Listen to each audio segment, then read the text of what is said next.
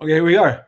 Hello, everybody. Joseph here from the Healing Market with Sherri and Stuart. How's everyone doing? Good. How are you all? Great. Very, very excited to have you guys on. Today, we're going to talk about the process of manifesting, manifesting money. Now, why we choose money? Because, oh, we got some feedback here. Because manifesting money is really a proof that you manifested something. So if you can manifest money, you can manifest anything you like. Most people ask to manifest health, relationship, money, good fortune, good living conditions, and things of that nature. And then on a higher level, people ask to manifest connection to higher source, talk to the aliens, mediumship, what have you. But we can but we can start with something very simple. And once we get the process of doing that, I believe that we can really manifest anything we want. Yes. So you guys all know Sherri. Sherri Norris works with me, and we are about to launch our course, the 21-day manifesting challenge. It's almost ready to go. And our very special guest, Stuart, who is a neighbor of Sherri's and a teacher. Thank you. And what I've asked from each and every one of us is to come up with a few concrete points for manifesting. So we'll do a roundtable about that. And then we'll go into some group discussion and we'll finish with a bit of a meditation. Will help everyone to focus in on the manifestation. Yes. All right. Great. Well, that's the intro. Okay, Stuart, stage is yours. So I think the most important thing with understanding manifesting things, and especially I think money is a really I like the way that you put it in the intro there. So it's not about just understanding how to manifest money, but it's about creating other things in your life. And the thing that I usually talk to people about around money is it's about understanding exactly what it is that you want. And the truth is that you don't want money, right? You don't want a big stack of paper lying around. You want the things that you believe money will bring to you. So instead of focusing on, I want to have $5,000, well, what do you want the $5,000 for? Because the universe might have a whole bunch of other ways to bring you that exact thing that you want, where it doesn't require you having to have $5,000. Right. So I think it's really important to get very clear on what you want and why you want it, and then get clearer on those things to boil it down to exactly what it is that you want, right? So what we all really want at the end of the day isn't the experiences, isn't the money, isn't the stuff. It's to be happy and feel joy, right? It's about the emotions more than anything else. So if we start by focusing on the emotions that we actually want, it's amazing how all the other bits and pieces start falling into place, including wealth, financial wealth. I wouldn't call it money, I would call it financial wealth, because money, it tends to be something that is a lot more transitory, right? It comes in and then it'll leave very quickly, as opposed to wealth, which is something that sticks around. Very good. Yeah. What else? Sherri, you're nodding there. Do you want to say anything about that? I know. I agree with that. I think that's interesting, the perspective. There's that, I think we could recommend that book actually that you recommended to me. Do you remember what it's called, Stuart? Like I listened anyways, we could. Yeah, we can find which one. I recommend a lot of books. Yeah. I've probably Yes, recommended a whole bunch. I know. Because that in that book is what they talk about really is like what is it actually that you want the money for? Like you don't really want money. It's like more maybe you want freedom, maybe you want Yeah. like a lifestyle, right? Yes. And then of course the emotion is huge. I think I always say this is that like we're manifesting all the time anyways. Yes. So it's not even like we're just going to start manifesting. We're already manifesting. So it's getting clear on why you're manifesting what you actually are manifesting and then why Yeah. you're blocking what you're manifesting. I think those are really big pieces for people is, oh, wow, like I'm actually manifesting all the time. Like you already have the power to do it. You're already doing it. Like you're already manifesting maybe the kind of relationships you're manifesting. You're already manifesting that you have to be stressed out all the time because you can't seem to hold on to money because deep down you don't think you deserve to have that money, that lifestyle. You don't know how to hold on to it. So like those are all with the moving parts of it. Yeah. Right. So it's, I think sitting in like what Stuart said, like, why do I want this? What do I really want? What kind of life do I want to live? And what does that life feel like? Like that life feels safe, consistent. There's freedom. So those are three things, okay, that you're going to start calling in. And then that will just show up as a fuller piece, if that makes sense. Because you need to rewire what your belief systems around money are. It's the same thing as relationship, like what Yossi said earlier. It's like what are your associations around the thing? Like, why do you want the relationship? Why do you want the money? And do you think you deserve it? Because a lot of people don't. And so you will just sabotage it every single time. Yeah. And it's usually on a subconscious level. Yeah, it's subconscious. Exactly. And then once you start telling, it's a bit of a journey. I mean, like once you start telling yourself, okay, like I deserve this, you may go, oh, wow, that feels weird to say that because I don't really believe that. Like, I actually don't believe that I deserve money. And then do I feel fear around money? Like, am I scared of money? Because then if you get it, like you hear about people winning the lottery and they blow the whole thing and they're fucking broke again. Like, because they can't have the, like, they can't have like the consistency. Like there's so many pieces to that. Do you need stress in your life? Are you addicted to stress? Are you going to sabotage it? Do you think you're worth it? Like, there's a lot of those belief systems and narratives that you need to really like tap into before you start manifesting. And then this being specific. I think it goes back to what Stuart said too, is the why, like money, but why? Because then when you get it, you're just on this constant like chase. From like you're gonna blow it. You're gonna be more emotionally, like you're gonna be more grateful. You have more gratitude when you understand the why behind it. Yeah, and that's actually one of the other things that I wanted to bring up was, I think you're 100% right in terms of like we're always manifesting. Yeah. And so the fact that you don't have what you want is something that you have created, right? We're always in creation. We're creating everything. We're creating the person yelling at you on the street just as much as we're creating all the good stuff that happens, right? It's all, we're doing all of it. Right, exactly. And so, the idea that if you focus on, oh, this is what I want money because I just want to have more money in my life, it's usually because you don't feel that you have enough. So the place that you're actually coming from is the place that I don't have enough and I need more. So it's what's the underneath. And the underneath there is actually not abundance, but it's lack. Yes. So when you start to just focus on the abundance within your life that you already have and start to use that to multiply it out, that's kind of the place that you want to come to it from. Now, when you want to focus it back towards a particular thing, it's more like, let's see how much I can create, as opposed to, I want more just because I need to have more, right? If you do it from this inquiry place of like, just how much can I create for myself, it takes the idea of lack out of it completely. Yeah. That's huge too, is like where you're manifesting from. Like it's like a place of lack and not enough. Do you think it's also to do with self-power, like self-belief and stepping into your power? Like not looking at manifesting like it's outside of you, but it's actually inside of you. Like it's not something to get, like it's actually you doing it. You know what I mean? Like, yeah. I think a lot of people believe that it's this thing outside that is going to be bestowed on them. Yes. As opposed to you actually creating your own reality moment to moment to moment. Right. And the self-accountability piece where it's like, oh, wow, I'm actually already creating this. So if you can create this life, then you can create another one. Like you can create.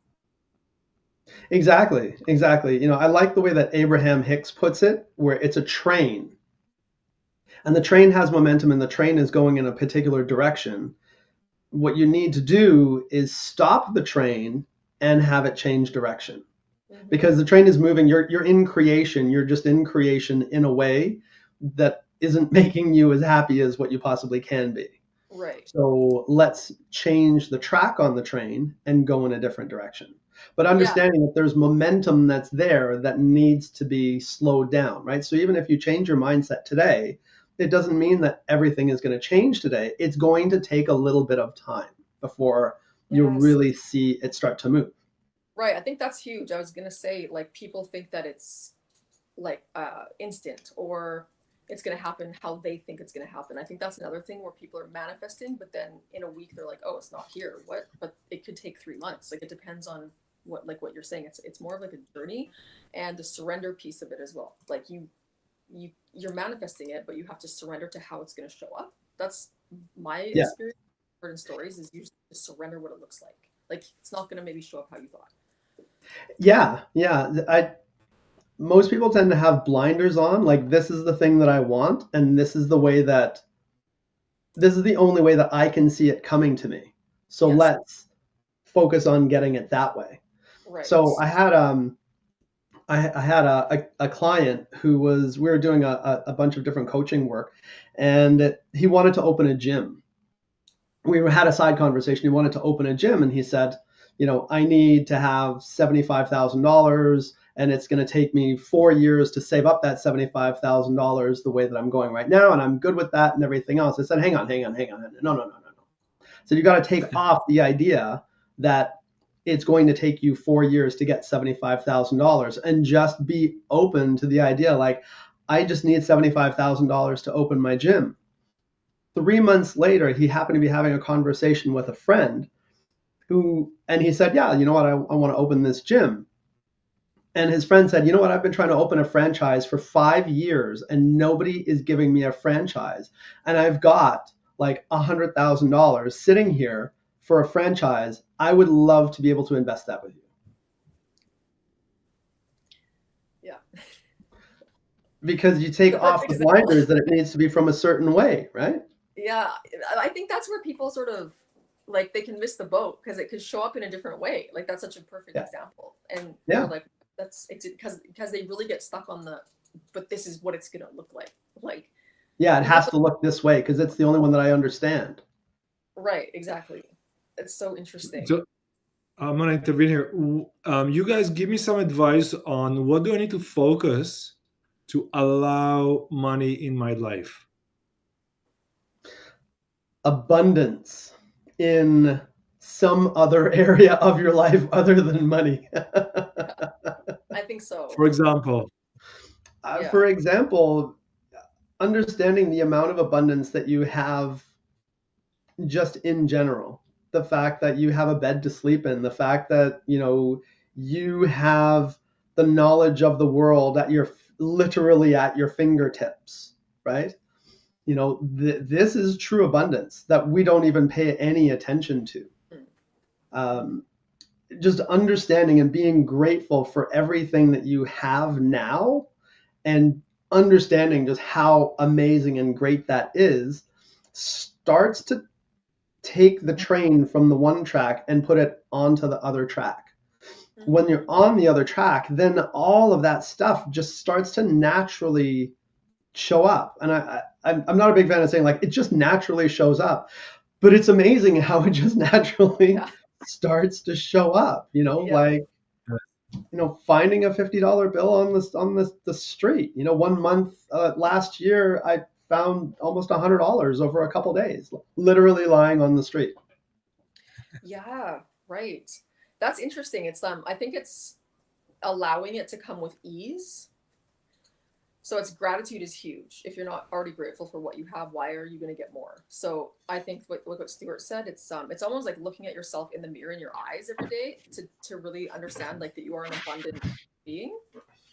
So you can just look at yourself in the eyes every day and say, I am enough, I am abundant, and then walk through what comes around that. Because again, like, you have to believe that you're worth what you're calling in.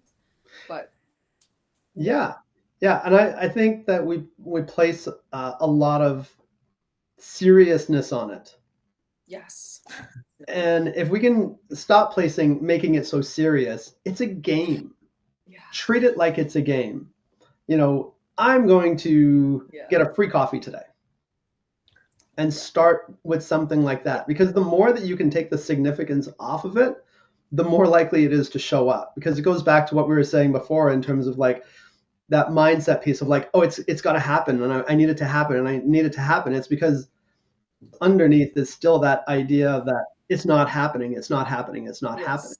It's like desperation almost, like Yeah. this desperate feeling. Yeah. So if you just sit back and relax and enjoy the process, you know, when a lot of people feel that if I take my focus off of what it is that I really want and I focus on this thing over here, it's just not going to happen. Mm-hmm. But what can happen is something, either that will happen or something way better will happen, Yes. right? You need to leave it up to higher powers that know better than you do in a lot of ways. Mm-hmm. It's such a big part of it. Yeah. And they do. They do. Yes. Yes. I can tell you nothing has showed up the way that I've ever thought it would show up.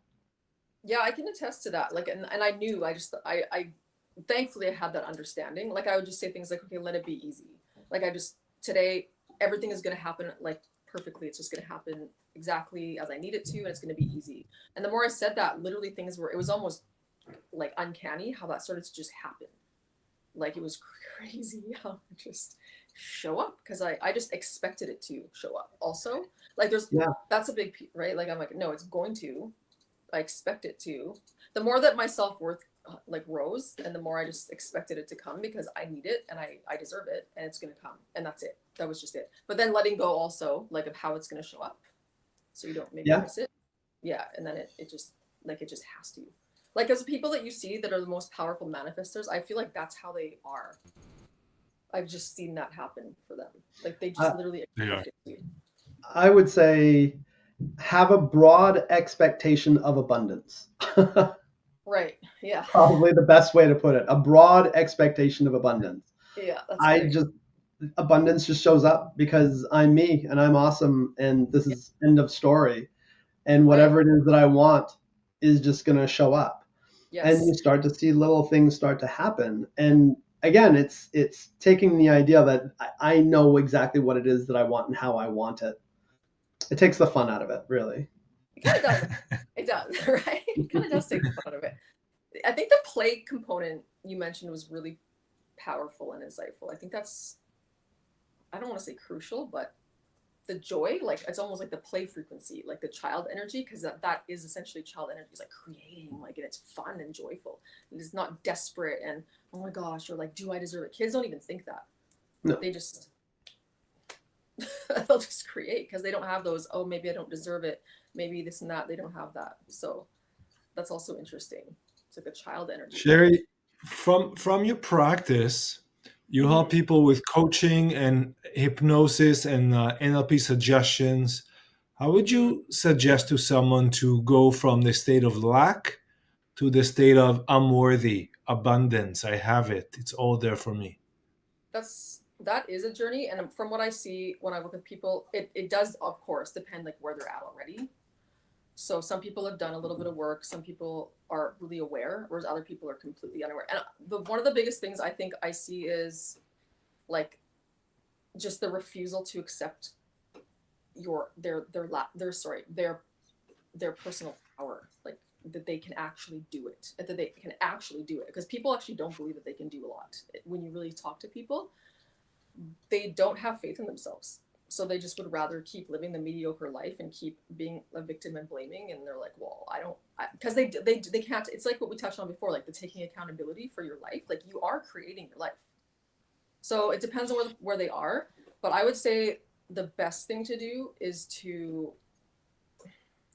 do like a hypnosis meditation and like a subconscious mind meditation.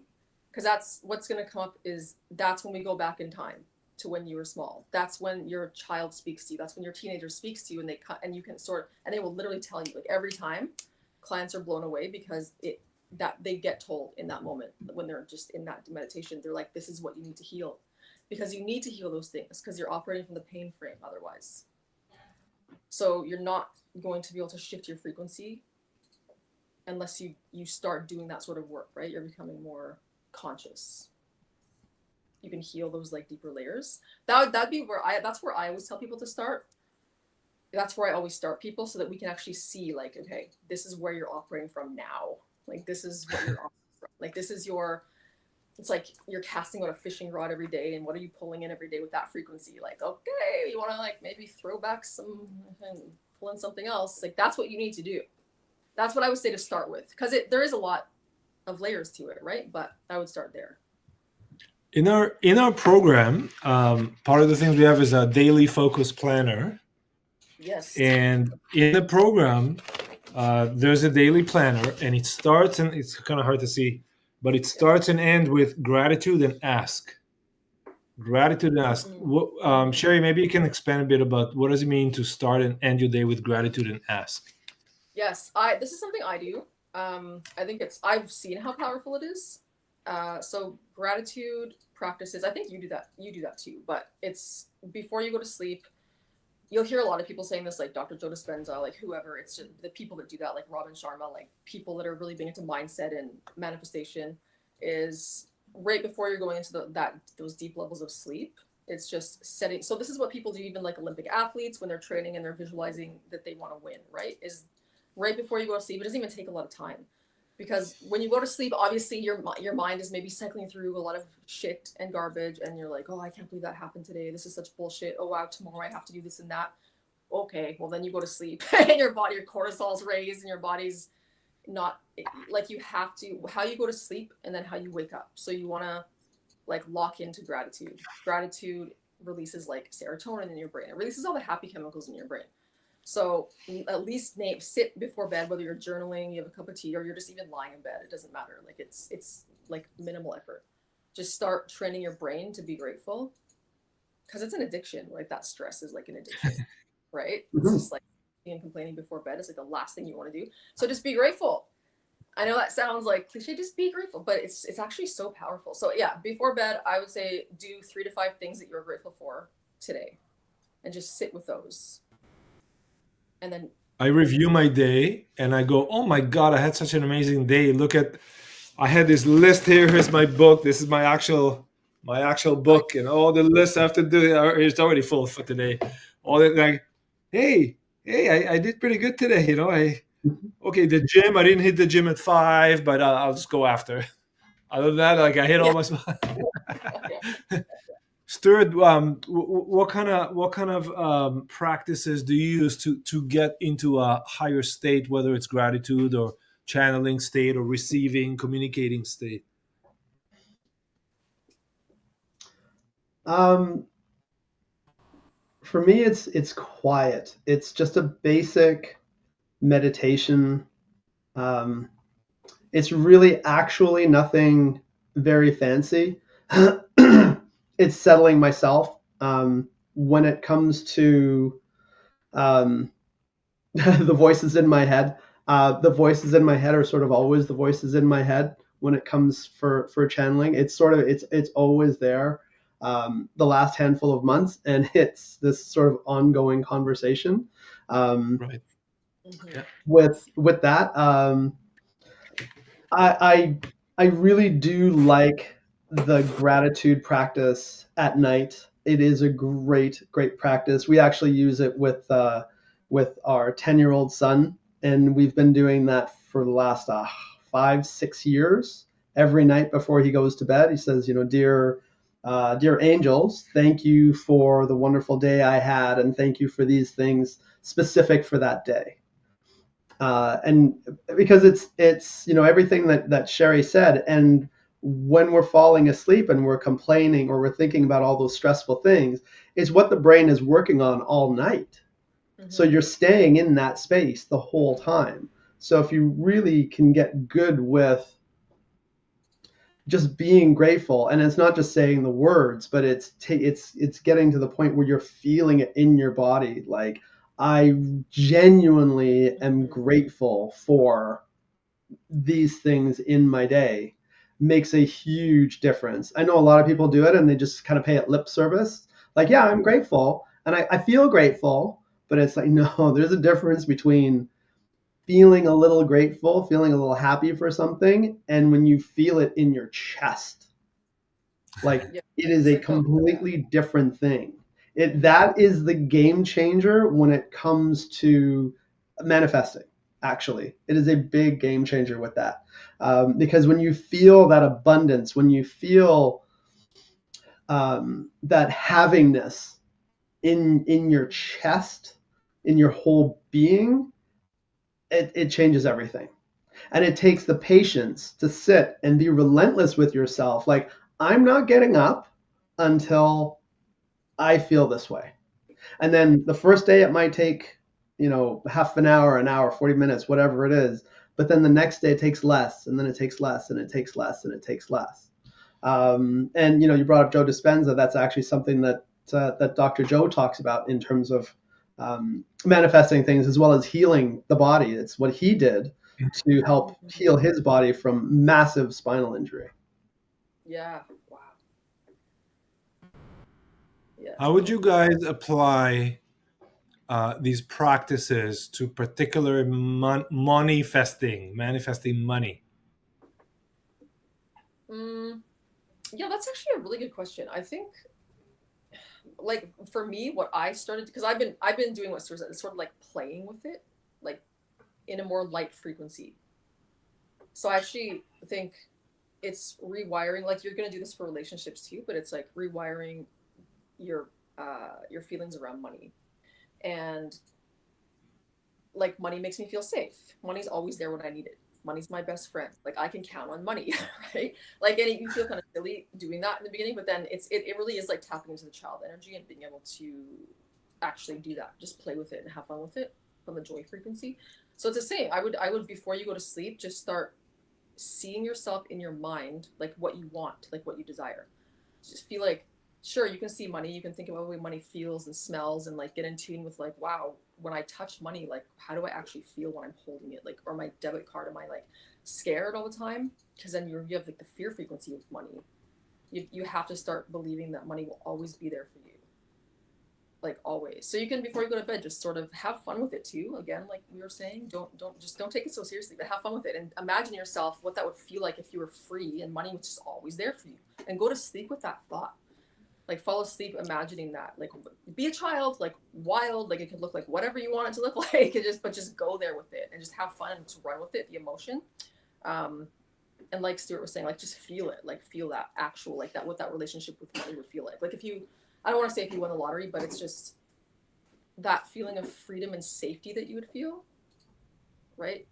Because you're going to notice it during the day. When you start doing that kind of work, like during the day, you'll be like, oh, wow. Like you can become hyper aware of what your beliefs and like feelings are around it. So if you're going to the store and you're like, oh no, money's hard. Like, no, I shouldn't. And you're like, wait, no, stop. And then that's the rewiring, like the work of the rewiring. No, money's always there for me. Like my daughter would think I was crazy. I'd be like, I love money and money loves me. It comes to me so easily. And she'd be like, oh my God. I'm like, whatever I spend comes right back. Oh, would you look at that? Like that's like a total childhood, like child energy. And she's like, oh my God, like really? And then like money would come and I'd be like, see, wow, look at that. $200 check in the mail. I don't know what, but it's just like the frequency of joy and childlike energy. So I would suggest, I mean, that's not easy for people to do, like to sing a song like that and act like they're, 7 years old. But I think like before going to bed, for sure, visualizing that and like feeling that emotionally and almost like let yourself get excited about it. So do the gratitude thing and then do that money ritual, like the visualization. Thank you. Stuart, what do you think it takes for someone who has been trained and programmed, like many of us, almost all of us, for the I'm not worthy to switch to I am worthy, from lack to abundance, from fear to hope and love? What would you suggest for someone to go through that change it over? To shift it over. I'd say sing Sherri's song. I love that song. Thank you. I'll be here all night. Thanks.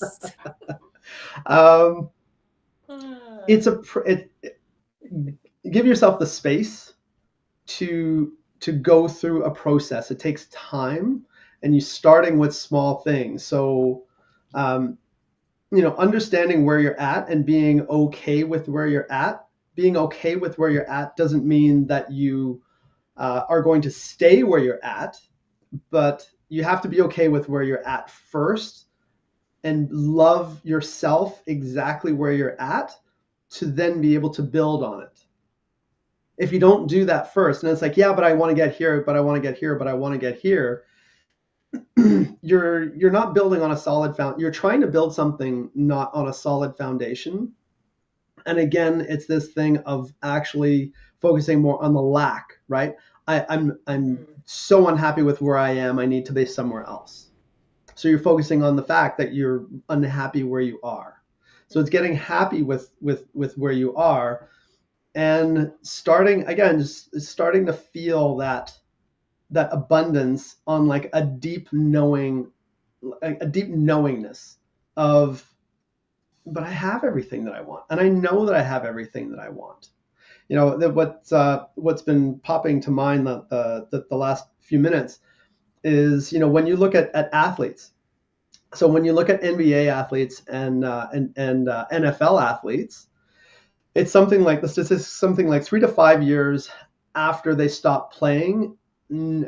I believe it's like 80% of them are broke, and they're making, you know, minimum contracts in the NBA are something like $1.1 million. But the statistics are completely different for the NHL.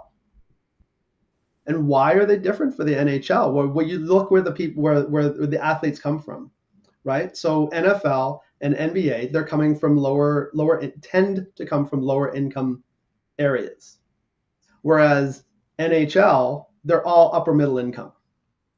So they've started off with a completely different mindset, right? So even though they're given all of this money in the NBA and the NFL, their mindset still hasn't changed, right? They still believe like it's just going to come, it's going to do all these different things.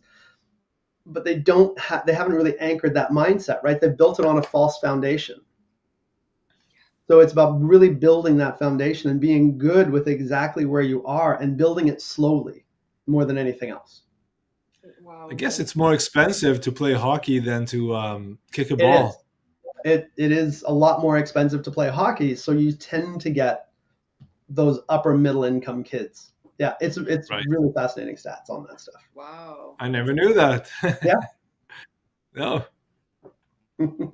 Wow, that is really interesting. So do you think that's like tied into a belief of like money doesn't stay, like you can't count on money? Like is it like an abandonment thing?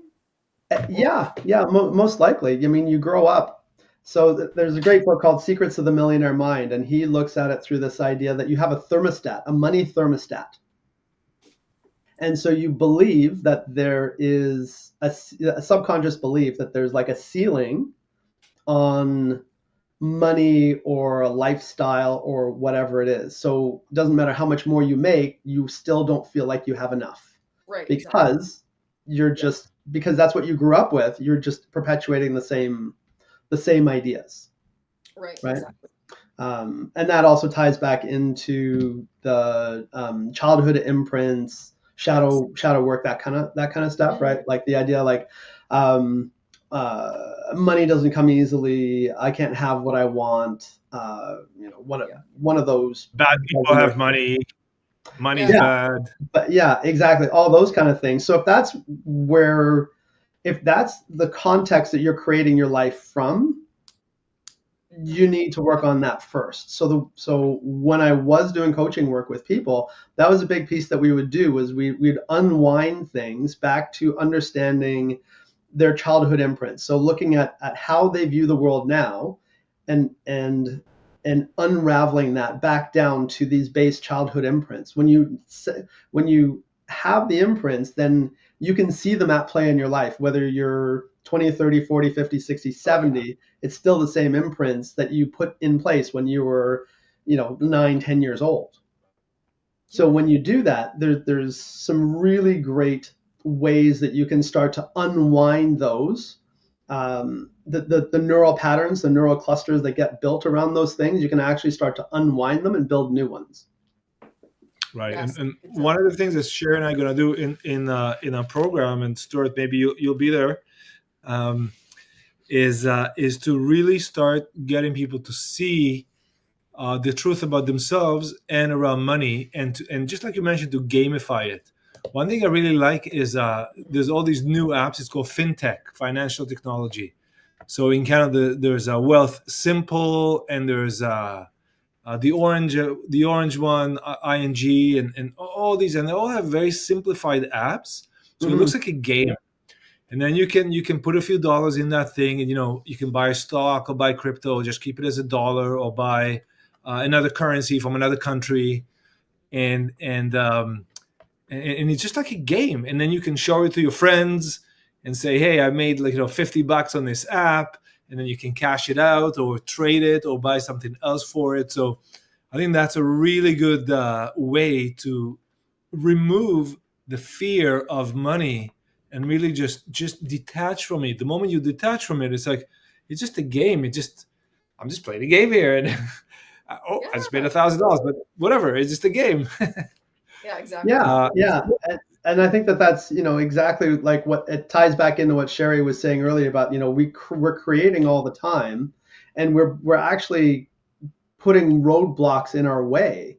And when you gamify things, when you have fun with it, you tend to not have those same barriers in place. Because we've all had these moments where it's like, oh shit, all of a sudden this money showed up. Wow, that's pretty amazing, right? And it's because it's like the goalie left. Yeah, Right? The goalie went on break, and now it's just starting to come in. yeah, exactly. Have you guys noticed that periods when we receive money, usually you meet cool people, maybe you have a new relationship, whether it's, whatever kind of relationship, like a lot of good things happen at the same time the money shows up. If you have if the money, you magnetize in the money, you usually magnetize other things as well.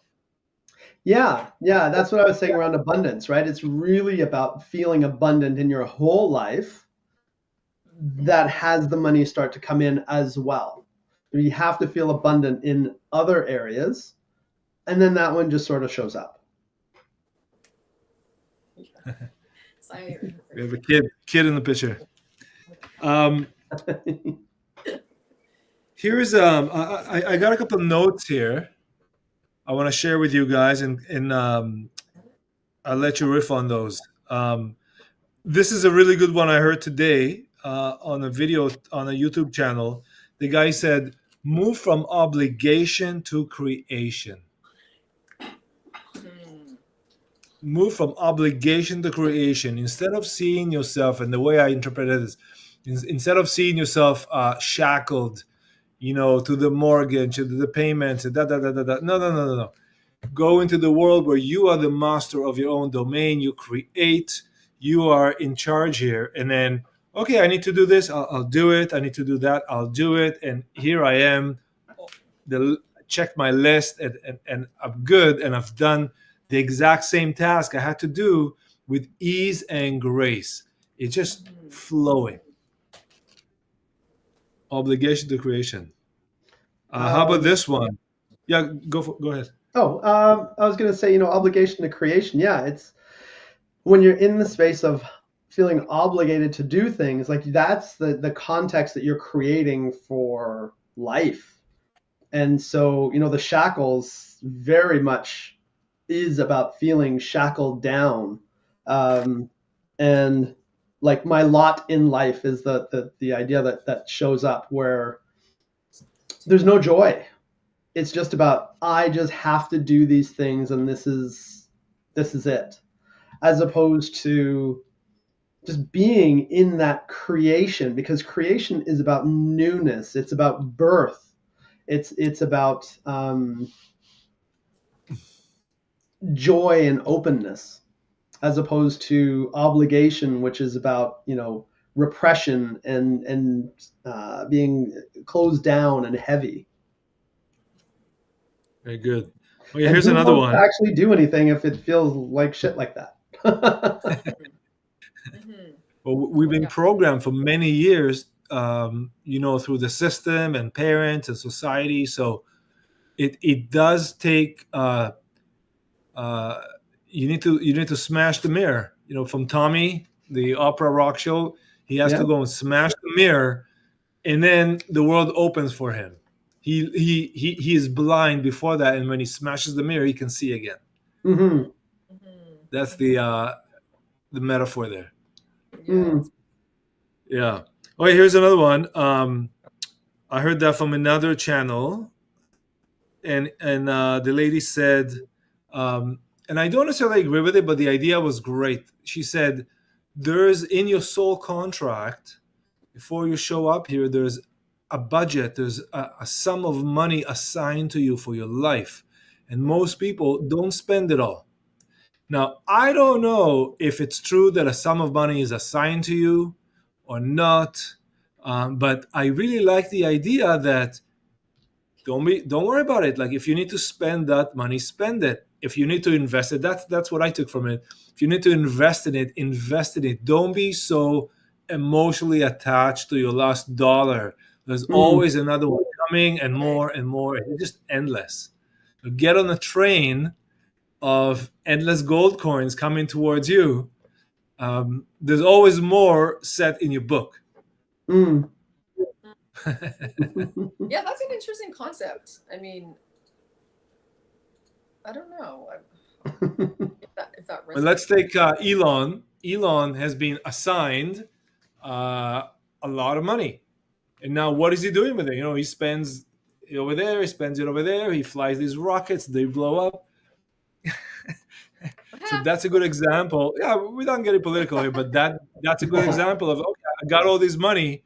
I'm gonna try and see if I can make it to Mars. And if the rockets blow, it's okay. I got more. I'll just keep doing it. Right. Yeah, I think kind of one of the things you're getting at there is money is an energy, right? Essentially, money, when you boil it all down, money is an energy. It's meant to be an exchange of energy. My work for somebody else's work, and we just change a piece of paper or ones and zeros for it now. But it always needs to be in flow. It always needs to be moving. It needs to come in. When it comes in, it needs to go out. For it to grow, it needs to be continuously moving. It does. I got a couple more here for you guys. These are various metaphors or ideas. What I was thinking about money and manifesting, creating money. You had the background, Sherri. From fear to love, from dark to light, and from intention to attention.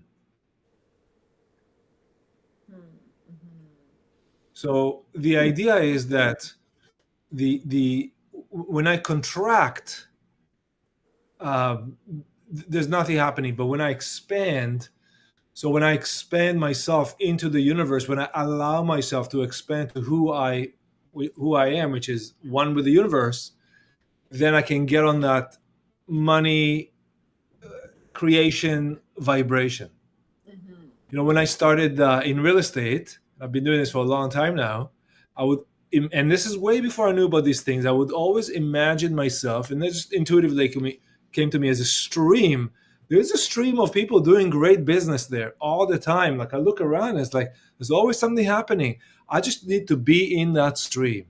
To be in that stream, I need to be in that mindset. I need to learn about it. I need to meet people that do it. And before I do, and I started with nothing. I would go and do it would be like minus 20 out. I try to get the key out of the lockbox to do some rental, and the person would not show up. But I don't care. I'm going in that stream, and I'll find that stream, and eventually you find the stream. Mm-hmm. Yeah. That's so great. Yeah. And then you build the confidence. Yeah, and then you build the confidence. And once you have the confidence, it really is a leap of faith. Really is a leap of faith. Like, literally, to have the confidence in yourself, even if you haven't done it. I mean, imagine the ski jumper going for that big jump, first time ever. Maybe he did little jumps, but now it's like, or the one who jumps off the cliff, or whatever it is, like the one who goes, I'm going to go into the listing presentation, or get that new job, or ask that girl out, or whatever it is. Yeah. Like, that's a real leap of faith. But that and I have a friend, Adam. He says, I fail my way to success. I'm Mhm. failing my way to success. He's doing great, but he goes, all I'm doing is I keep failing, but I keep going to that direction, and eventually, like, I'm there. Yeah, I've heard people say that. Like, if you're gonna fail, fail fast. It's just that's like a business saying I've heard like entrepreneurs say. Yeah, and I understand it. It's like what you're saying. It's like they're failing to get where they to get where they're gonna go. Like they never stop, basically. Yeah. Oh yeah, I got one more for you guys, and then I want to move a bit about your practices. Okay, sure. And it's along the same lines. So we talked about the confidence and the belief, and really what it comes to knowing. So last year we were channeling an ET named Ethan, called himself Ethan, and I would say, I imagine this. I believe said, no, it's knowing. He will just put me down. Like, it's knowing. You gotta know it. Yeah. Yeah. Maybe you guys can comment on the knowing. What is knowing to you? Knowing comes from a much deeper place. It's like you feel it in your whole body. It's you just know, like, this is the thing, and that's kind of the end of the story. It doesn't matter what anybody else tells you is right or Uh-huh. wrong, true or false. It's like you just know that this is your truth. Yeah, I understand. Because I feel like that's where I am at now is like this knowing. It's like this just unshakable like faith and surrender and confidence. But it took a long time to get to that place. So it's kind of hard to put it into words, actually, that feeling. It does. It's yeah. It takes a while to get to that place though, definitely. Like it's just such a trust, right, in the universe, honestly, and yourself. It's like realizing you And are the yourself. universe almost. Yeah. Mm-hmm. There's people say the challenges of life, they never stop. It's like till your last breath. It's like one after, it never stops. But what Yeah. stops or what changes is how you respond to the challenge. And the sooner in life you learn to respond, and I'm Aries, I'm all fire, and Yeah. most of my life I responded the absolute wrong way, which is like just the horns into the wall. Yeah. No, you don't have to do that. You can respond in a good way that allows you to navigate through whatever challenge you've been faced, and those challenges will keep repeating until you learn how to deal with them. Yeah, Yeah. absolutely. Yeah. Yeah. I agree. Okay, very good. Okay, so now, guys, I want to ask you a little bit about your practices. I mentioned that Sherri and I are going to have a course soon, 21-day manifesting challenge. And Sherri, I'll start with you. Tell us a bit about your practice as a coach, as a healer, as NLP, and what you do with people, how you help them.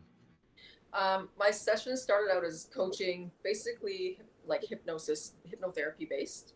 So what I mentioned before is that hypnosis meditation. So it's going into the subconscious mind. Subconscious mind is where we store all of our beliefs, like narratives from childhood, right? Like it's like what we absorbed. Like we're in a state of hypnosis until the age of 7. So you're just basically like whatever your parents told you, whatever you learned from society, it just gets stored there. And then as an adult, ta-da, like that's what's sort of leading you in relationship, in job, and just the self-reflection of who you are. So we do that. I have that. So it's more of like hypnotherapy, which can be used for many different things. Habits, relationships, money. It basically rewires your neural pathways so that you can attract something different. It also helps you understand why you're creating the reality that you're creating. And then I also have the psychic channeling sessions, which I can call in the energy body. And then I get downloaded messages through the channeling of what that person needs to heal. So energetically, physically. And that's more of like a psychic session. So it is helping you with the same things, sort of as the hypnotherapy does, but it's more a channeling and it's coming through. So you can do past life regression, like generational cord cutting, like things like that, like the merging with your higher self. So that's the psychic channeling session. So I have those two, and then I do a program on how to heal the chase avoidant wound. because we do have a culture of chasers and avoiders, and there's also that. So those are my sort of 3 top offerings right now. Thank you, Stuart. Right now, I'm mostly focusing on a blog around channeling, a group that I call Head Office, and I'm having a lot of fun with that. I've been a Reiki master and practitioner for over 10 years, and I've been a medical intuitive for the last 2.5 years. And I'm just in the process of bringing it all together with coaching that I've done. So I've been a performance coach for elite level athletes for probably about 8 years. So I'm bringing all of those things together to create something very different for people, where it's not about a specific modality. It's about taking them where they need to go, even if they don't even realize that's where they need to go. Yes. Right. Very good. I'll ask you some offline questions about performance stuff. Oh, yeah. Yeah. I've never stopped. And okay, and my day-to-day life is in real estate, which I love, and I practice real estate in Toronto and in the Tamarindo area in Costa Rica and around the area there. And I'm the founder and creator of the Healing Market, which brings together people like ourselves, intuitives, psychics, coaches, teachers, and people can learn there, can take a course, can take our course, and meet other people that are on the path, on the journey. And hopefully these efforts make the world a little better every time. Yes, exactly. So what I'd like to offer now is I'd like the 3 of us to take a minute and meditate and really send just good, loving vibes. So anyone who's watching now and anyone that may watch later. I think we lost Sherri, but hopefully she'll come back. Sherri, come back. Sherri. Sherri, come back. Let me see if I can bring Sherri back. All right.